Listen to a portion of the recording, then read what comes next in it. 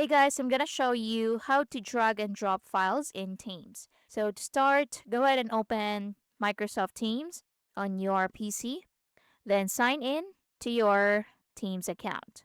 Now next, once you're signed in, click on chat at the left side. So it will open your conversation in here. Now head over to chats right here at the top, then open a chat. Then from here, what you need to do is to open your File Explorer. So open File Explorer and minimize it. Then go ahead and look for the document that you want to send. For example, this one. So select it. Then press and hold and drop it to where it says drop your files here. So release it and that's it. Then you can type your message in here.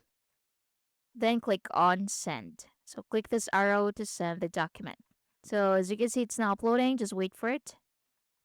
And that's basically it. That's how you can drag and drop document in Teams. So again, open a chat, then open your File Explorer, then look for the file that you want to send, then just press and hold it and drag it to Teams, then drop it to where it says drop your files. And then just like that. I hope you find this helpful. Thanks for watching.